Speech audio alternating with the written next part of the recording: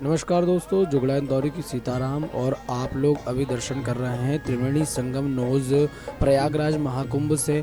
2 दिन पहले स्थिति असामान्य थी, पर अब आपको यहाँ पर अपडेट दे देते हैं। आज माघी पूर्णिमा पर अमृत स्नान होने जा रहा है और यहाँ पर आप स्थिति देख सकते हैं। प्रशासन की तरफ से सुगम व्यवस्था है, तो जो भी लोग महाकुंभ प्रयागराज अपने परिवार के साथ यहाँ पर संगम में डुबकी लगाने के लिए आ रहे हैं, आप निश्चिंत होकर आइए। यहाँ पर व्यवस्था बहुत ही सुगम कर दी गई है।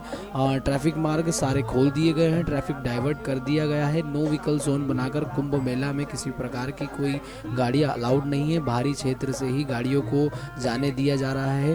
तो आप लोग अभी दर्शन कर रहे हैं संगम नोज से। देखिए स्थिति सामान्य है। माघी पूर्णिमा 12 फरवरी दोपहर के 11:30 बजे का दर्शन हम आपको करवा रहे हैं। महाकुंभ त्रिवेणी संगम में यदि आप भी डुबकी लगाने के लिए आ रहे हैं तो इन कुछ विशेष बातों का ध्यान रखिएगा। वीडियो को सेव कर लीजिए, अपने दोस्तों को शेयर करिए जिनके साथ आप महाकुंभ यात्रा कर रहे हैं। यहाँ के मौसम की बात करें तो यहाँ पर दिन में कड़ाके की गर्मी होने वाली है और सूर्य ढलते ही यहाँ पर कड़ाके की ठंड होने वाली है, तो अपने साथ में गर्म कपड़े जरूर रखें। बात करते हैं यहाँ पर ठहरने की, तो ठहरने के लिए यदि आपको व्यवस्था चाहिए तो यहाँ पर जन आश्रय स्थल प्रशासन की ओर से व्यवस्था की गई है, वहाँ पर भी आप लोग जा सकते हैं। ऑनलाइन बुकिंग करके यदि आप होटल की बुकिंग कर रहे हैं तो बिल्कुल भी इस झांसे में नहीं फंसे, क्योंकि यदि आप ऑनलाइन होटल बुकिंग करके आते हैं तो आपको मेला क्षेत्र से कम 5-7 किलोमीटर की दूरी पर होटल मिलने वाला है। तो बेहतर यही होगा कि आप मेला क्षेत्र में प्रवेश करें, उसके बाद जन आश्रय स्थल या फिर डोरमेट्री बेड्स वगैरह यहाँ पर काफी व्यवस्था गई है और प्रशासन के कई यहाँ पर सेवादार उपलब्ध हैं, तो उनसे आप जानकारी लेकर और डोरमेट्री बेड्स वगैरह बुक कर सकते हैं। बात करते हैं त्रिवेणी संगम में सीधे डुबकी लगाने के लिए कहाँ जाना चाहिए, तो आप लोग बड़े हनुमान जी सेक्टर 4 के आसपास की ओर पहुंचिए। नैनी चौराहा से अरेल घाट पर भी जा सकते हैं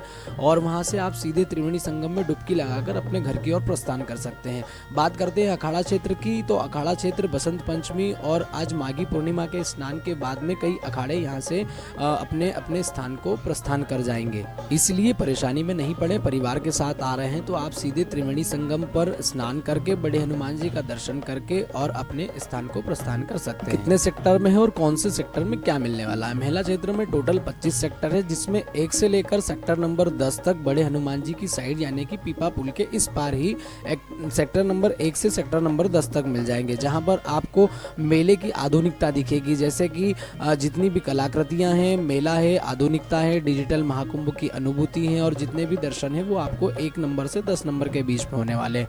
और पीपा पुल पार करके आप लोग उस और की जाते हैं तो सेक्टर नंबर 11 से लेकर सेक्टर नंबर 21 तक आपको उधर मिलने वाले हैं, जहां पर जितने भी साधु संतों के शिविर लगे हुए हैं वो उस पार की ओर है। मेला क्षेत्र में आने के बाद यदि आप किसी भी प्रकार से परेशान हो रहे हैं और आपको कोई भी अगर जानकारी चाहिए तो आप हमें कमेंट करके बता सकते हैं। मेला क्षेत्र में कहां पर आना चाहिए और किस प्रकार से किस क्षेत्र में पहुंच सकते हैं, इसकी पूरी जानकारी हम आपको बताने वाले हैं। इंस्टाग्राम पर भी आप फॉलो कर सकते हैं, जुगड़ा इंदौरी करके आप हमको मैसेज करिए, हम आपको पूरी जानकारी देंगे। देखिए सीधा यदि आपको मार्ग बताएं तो आपको त्रिवेणी संगम पर पहुंचने के लिए सबसे सुगम रास्ता है, आप नैनी चौराहा पर पहुंचिए। नैनी चौराहा पर पहुंचने के बाद आपको जाना है अरेल घाट। अरेल घाट पहुंचने के बाद ही वॉकिंग डिस्टेंस पर ही है वहां से अरेल घाट, और अरेल घाट पर पहुंचकर आप लोग बोट में सवार होकर त्रिवेणी संगम घाट पर पहुंच सकते हैं। देखिए बोट का किराया जो है वो सामान्य रूप से 200-300 रुपये होता है, पर वहां पर फेयर बदलता रहता है, तो कम से कम 500 से 1000 रुपये के बीच तक फेयर भी जाता है। तो आप लोग 500-1000 रुपये देकर और सीधे त्रिवेणी संगम घाट पर पहुंच सकते हैं। और कम से कम आपको 5 से 4 किलोमीटर की यात्रा तो पैदल करना ही होगी, आप किसी भी क्षेत्र में जाएं तो। और बिना श्रम के वैसे भी किसी भी चीज़ की प्राप्ति नहीं होती। हमारे सनातनियों में हम कहीं भी दर्शन के लिए जाएं, हमें कुछ न कुछ श्रम करना होता है। हम अमरनाथ यात्रा करें, चाहे वैष्णो देवी की यात्रा करें या खाटू श्याम जी की यात्रा करें, हमें पैदल चलकर ही भगवान का दर्शन प्राप्त होता है। तो हमें त्रिवेणी संगम या महाकुंभ में आने के बाद इस प्रकार की कोई चिंता नहीं करना चाहिए कि हमें कितना चलना पड़ रहा है। हम कम से कम 5-7 किलोमीटर तय करके चले, अपने माइंड में प्रिपेयर करके रखें कि हमें इतना चलना ही होगा। देखिए प्राइवेट व्हीकल से आए, बस से आए या ट्रेन से आए तो हम आपको सुझाव देंगे कि आप लोग यदि आपको ट्रेन में रिजर्वेशन मिल रहा है तो आप ट्रेन से ही आइए, आपको ट्रेन से बहुत पास पड़ेगा आने के लिए। दूसरा, अगर प्राइवेट व्हीकल लेके आ रहे हैं तो देखिए प्राइवेट व्हीकल की पार्किंग यहाँ से बहुत दूरी पर है।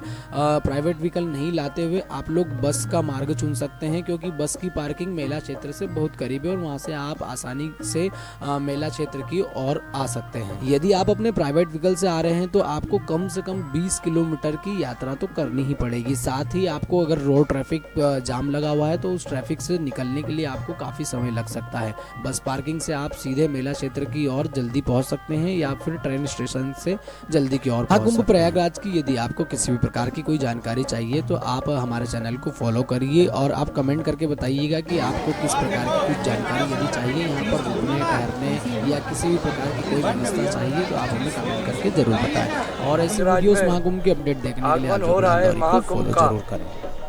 आप जैसे नागा साधु बने तो उसके पीछे कोई आपका विशेष कारण था या क्या? बेटा कोई विशेष कारण नहीं था। मैं